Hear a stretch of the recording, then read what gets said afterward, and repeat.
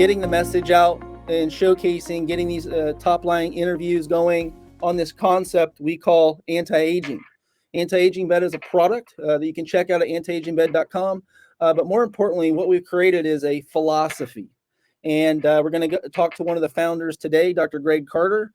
So let me go ahead and get Dr. Greg on here, and we'll see what the show holds. How you doing, sir? Everyone. Excellent. Thank you. Thank you for having me on.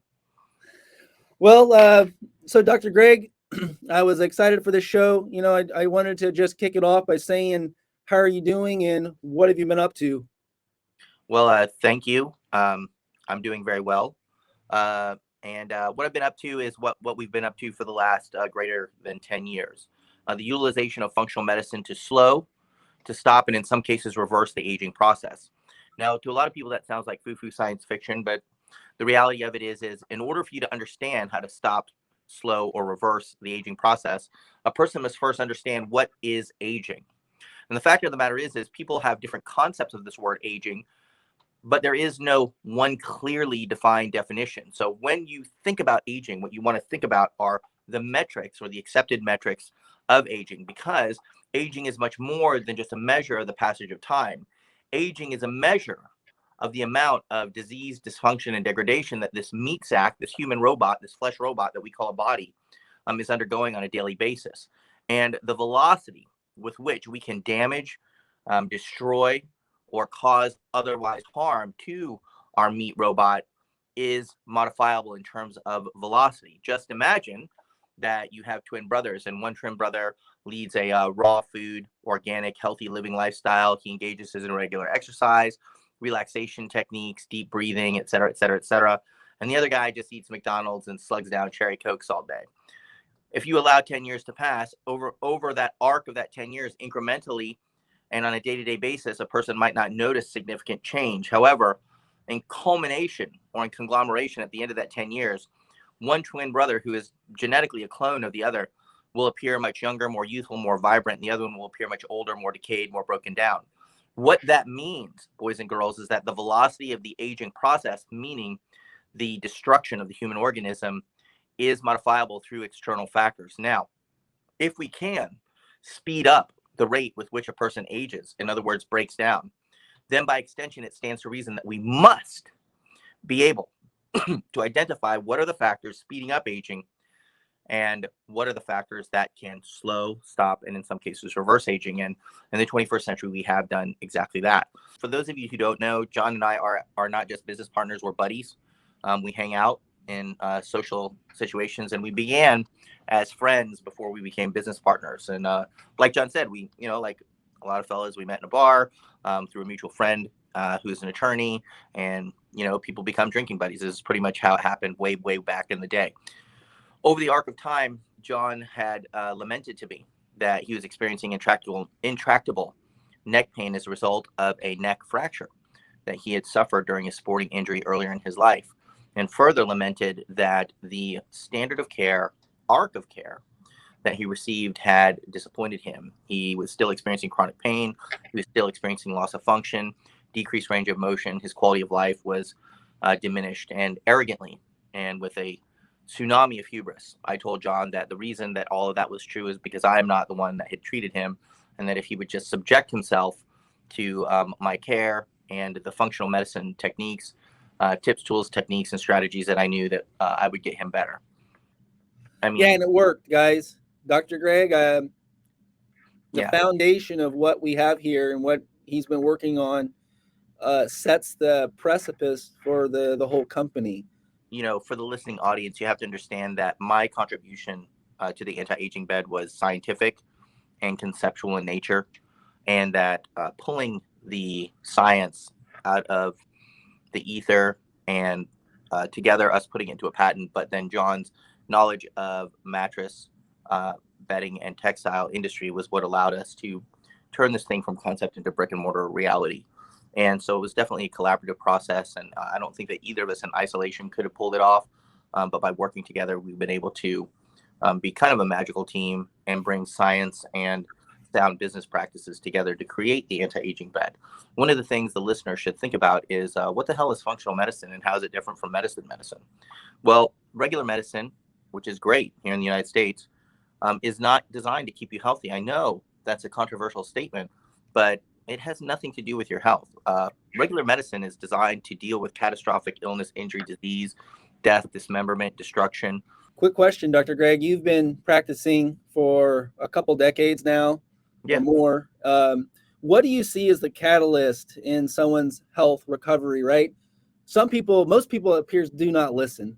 And I feel like I was a guy listening to every word because I had no option. Is there a catalyst that you typically see when discipline or something, when someone actually has an amazing result?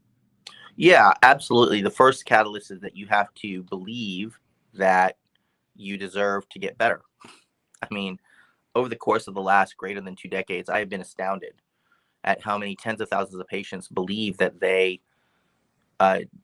don't deserve a beautiful experience in life, that they are somehow shackled to this miserable diagnoses that they've received.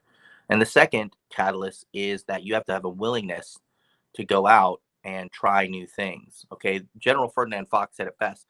The first condition of victory is the will to conquer. And until you, the individual, are ready, able, and willing to look your challenges in the face and to identify the challenges and then to seek viable solution like the anti-aging bed, then they're not gonna make a move.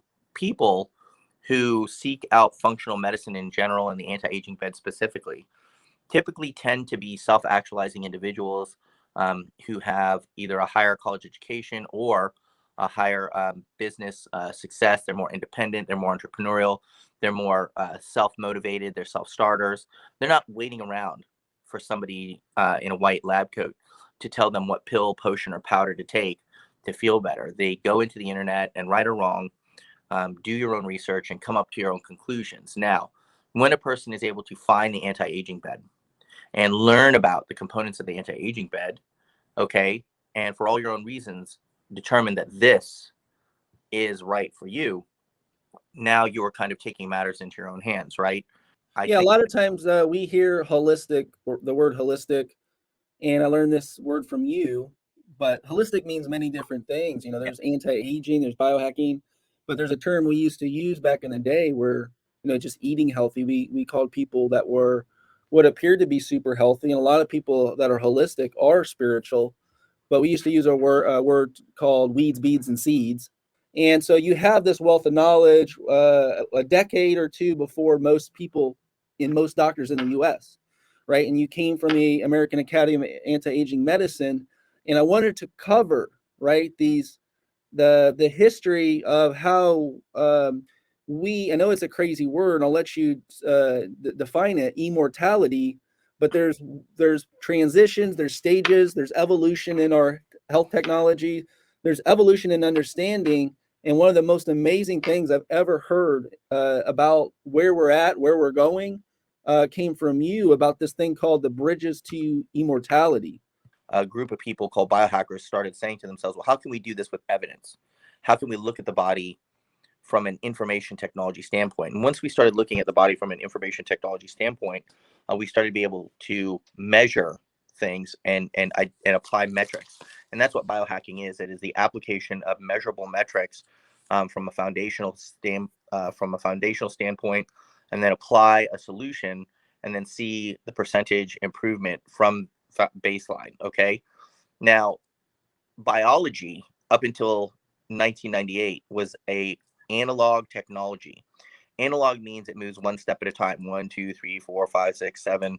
So in an analog paradigm, when you get to step 30, you're at step 30. But once something becomes an information technology like this laptop or your cell phone, then it moves in an exponential fashion, 1, 2, 4, 8, 16, 32, 64, over 100. By the time you get to step 30, you're at a billion. Okay, so when we decoded the human genome in 1998, that's when biology ceased being this analog technology and began becoming an information technology. Now, the really interesting thing about any information technology is our knowledge of it and our ability to deploy it doubles every unit of time. And in the 20th century, or the end of the 20th century, that unit of time was every year. In the first decade of the 21st century, that unit was every 10 months. And in this decade, it's every 8 months. And so that ability every unit of time to double our knowledge is increasing every year itself at an exponential rate. So what you find is that science has now elucidated 4 bridges to eternal life, and it's all based on information technology. So bridge number 1, which I used to kind of blow off, is changing what you eat, changing what you drink, and getting more sleep. And I used to leave it at that because, you know, what more is there to say? But that was in the first decade of the century. In the second decade, right now, in 2022, or the third, entering into the third, I should say, we're discovering that there are environmental toxins, whether by design or by accident, placed in our food supply.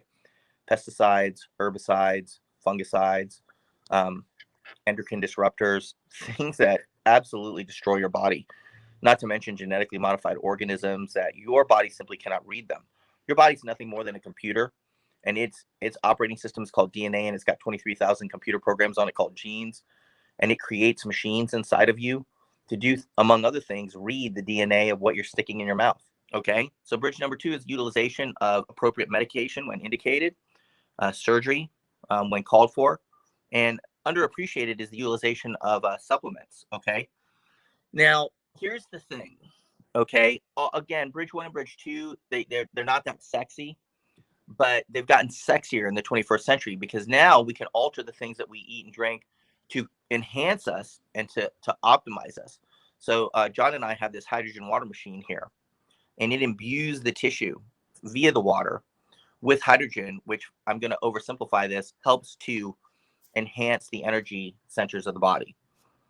Okay, we can have a whole show on that another time, but by selecting supplements and devices that enhance overall physiologic function, you're engaging in a more effective bridge 2. So you're not just changing bridge 1, the foods that you eat and the things that you drink, but you're also consciously directing medications and supplements and devices that are designed to enhance your life. Bridge number 3 is where we start to get kind of exciting. It's where the technology affects the human organism at a supracellular level. A supracellular means the outside of the cell, where the receptors on the cell have little antenna, right, or radar dishes, where they're looking for signals. Hey, it's cold out, shiver.